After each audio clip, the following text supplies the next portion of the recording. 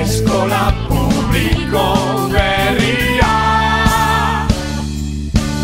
Gu bai gu, ez gara inoiz gogaitu, gugera beltzak, bagoaz, aira, gero atzera. Beno, oraingoan Itziar eta Piliak apatu ditugu. Naiz eta gazteak izan urte asko, daramatzazue hemen, ez dela? Kontatu pizka bat nola izan diren 25 urte hauetan ibili beharreko bidea eta nola heldu zarete honaino? Bueno, bidea oso polita izan da, oso aberatsa izan da. Eskolan 25 urte egon garen bide honetan guztio gara partaideak, bai izan garena eta bai garenak, ez?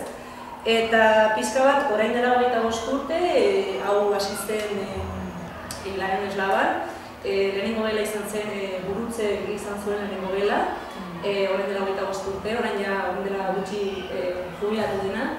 Eta gero, ondoren ja, sartu ginen, haurrak eta irakasleok Hiruberritikan sartu ginenak, ez?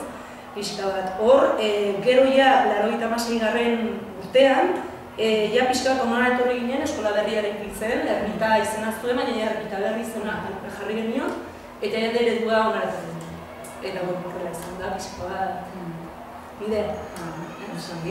Eta zeintzuk dira gaur egun ermita berri dauzkan erronkak? Bueno, pues, esan duen bezalaxe, euskera da erronka nabaritariko bat. Lortu nahi dugun gauza importanteenetariko bat. Eta euskera bizitzea, euskera sentitzea, gure hizkuntza bezala, eta haurrak lortzea euskerarekin maneiatzea eta bere sentimenduak esatea. Beste aldetik, pedagogikoki begira, nahi ditugu lortu eskola honetan haurrak, pertsonak, zoriontsu, pertsonak kritikoak, pertsonak askiak, nahi ditugu emaitza onak ere pedagogikoki, baina nahi duguna da lortzea giro polit bat eta pertsonak ikertzaileak, jakingurarekin, ez dakit, eta jakitea bilatzen bere informazioa. Ez da orain ja lehen bezala ikastea gauzak buruz baizik eta teknologia erabiliz. Eta hori aipatzen duenean, teknologia berria oso fuerte sartu denez, gure gizartean, gure eskolan ere erronka bat da, lortzea, teknologia sartzea gure metodologia.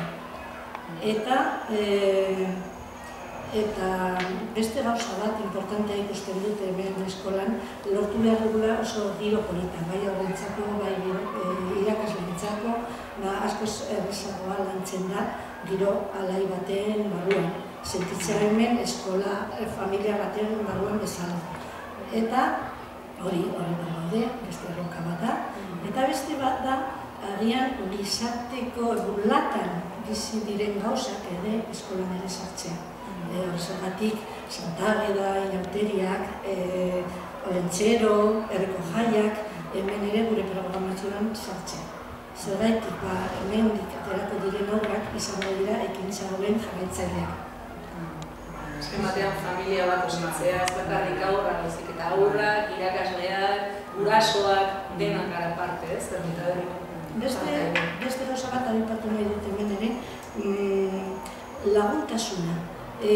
Eskola honek daukan berezitasuna da, hona etortzen diren haurrak herrikoak dira, hemengoak dira, eta hemen sortzen dira lehenengo lagunak.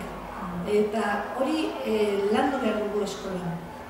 Laguntasuna hori sendotzea eta ez da bakarrik aurren laguntasuna, baizik eta hemendik sortzen dira ere gurasoen laguntasuna, eta hori eskolak zaintzea eta ikastea lagunak izaten oso erronka polita iruditzen zen. Eta hori dena, herriko gauzak eta laguntasuna eta gauza guzti hauek ez genuke lortuko gurasoen laguntzari gabe. Hori aipatu nahi dut. Dudik ez. Bai, hori da. Eta azken batean, baita ere aipatzen genuena zen gizartea aldatzen ari dela. Eta hori ere kontutan hartzea, familia eta azken batean gizartean ari da mugimenduan dago, ez? Eta orduan, eskolak eta ez dira horrein dela 25 urteko eskolak, ez? Duk egiten genuen gelatinarekin fotokopiak, ez? Aldatu da eskola, hori da, ez? Bagoaz, aldatzen, noski baitz. Eta euskararen aldetik, gelatan euskara noski, eta patioa euskara entzuten da, Hori da gure erronka. Kontutan hartu behar duguna da, giro gure eremu zeremutan bizi garen, ez? Baina pixka bat, aipatzen egon garena da baita ere, orain dela 25 urte, beste ume batzuk, beste guraso batzuk genituen, baina gaur egun dauzkagun gurasoek ja badakite euskaraz. Eta asko ikasten ari dira, ez? Eta hori ere aldaketa polita izan da, eta izaten ari da, ez? Ja, ez dakit, ez? Nola generazio, ez? Hamarkada eta urte hauetan, ez? Nola zenbat gauza aldatu diren, eta hori da oso polita, ez? Euskara erronka beti izango da gurea, ez? Eta zenbat euskaldun dauden, eta zenbat guraso euskaldun dauden, ez? Eta hor gaude, estrategia, jolasa, gauza guztiak egiten, hori da gure betiko gaude, euskera. Pentsatzen dugu ez dugula gehiegi entzuten euskera, patioan. Baina gertatzen dena da, gero eta guraso gehiago euskaldunak direla. Eta entzuten da, gurasoek nahi diete bere horrei transmititu hori. Hori da lorpen bat, nire ustez. Naiz eta asko ez entzun, ez dugu ahaztu behar, hemengo giroa ez dela oso euskalduna.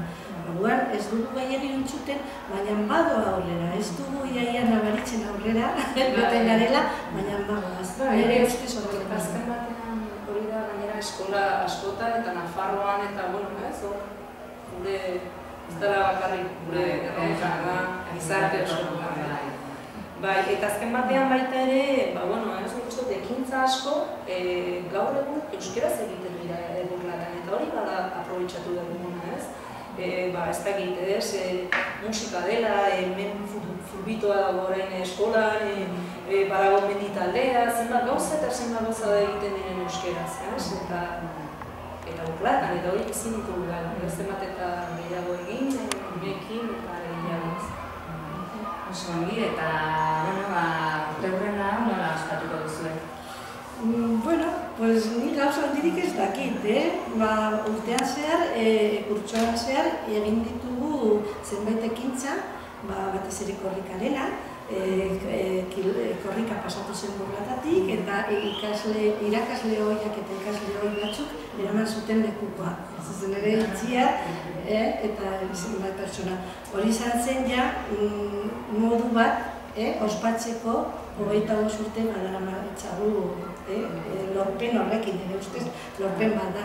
Baina beste momentu batean ospatuko dugu, maiatzaren bukaeran, gurasoek prestatuko duten kulturazte horretan, zenbait ekintza prestatuko dituzte, nahiko isilikan dauzkate gauzak, eta sorpresa baldin badira, ez dizuet horretze esango zer diren. Baina, badakit, maiatzaren 25ean, maskari edarra egingo dugula, hor more honean, omenaldiren bat egingo diete eskolako sektori batzuei. Berez nahiko mugigarria da, ez?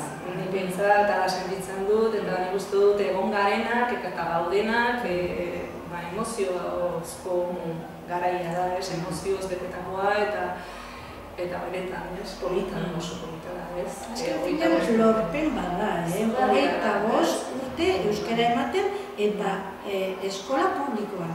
Hori ospatzeko gauza bada. Horrein dela 25 urte, nola gende? Hasierak gogorra.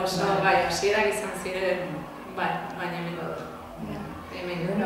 Eskerrik asko, gurekin egoteagatik, tartetxo honetan, eta benetan, segi aurrera eta zorionak.